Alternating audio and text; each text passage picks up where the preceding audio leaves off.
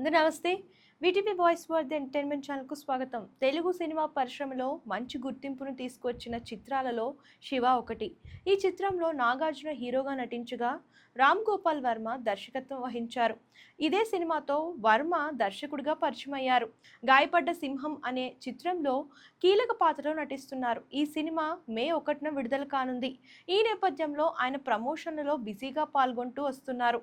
ఇందులో భాగంగా ఇటీవలే ఓ ఇంటర్వ్యూలో ఆయన ఆర్జీవీ ప్రవర్తనపై, అలాగే శివ సినిమా షూటింగ్ సమయంలో జరిగిన ఒక ఆసక్తికర సంఘటనపై స్పందించారు.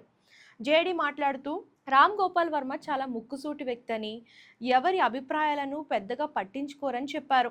శివ ఆయనకు తొలి సినిమా అయినప్పటికీ ఎంతో అనుభవం ఉన్న దర్శకుడిలా సినిమాను తెరకెక్కించారని తెలిపారు.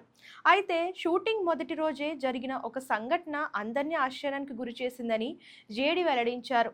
ఆ రోజు ఒక యాక్షన్ సీక్వెన్స్ ప్లాన్ చేయగా టాప్ యాక్షన్ కొరియోగ్రాఫర్ రాజు మాస్టర్ కొరియోగ్రఫీ చేశారు.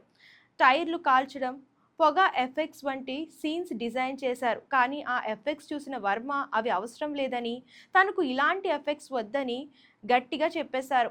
దీంతో అక్కడ కొంత ఉద్రిక్తత నెలకొంది. అయితే హీరో నాగార్జున వర్మను నమ్మి ఆయనకు పూర్తి స్వేచ్ఛ ఇచ్చారని జేడీ తెలిపారు.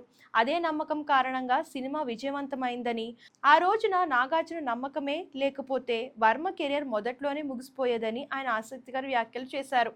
సో మరి శివ మూవీ వెనకాల ఉన్న ఈ స్టోరీ మీకు ఎట్లా అనిపిస్తుందో కామెంట్ రూపంలో తెలియజేసేయండి. అండ్ ఇలాంటి లేటెస్ట్ ఫిల్మ్ న్యూస్ కోసం ఛానల్ ఫాలో చేయడం, సబ్స్క్రైబ్ చేయడం మర్చిపోకండి.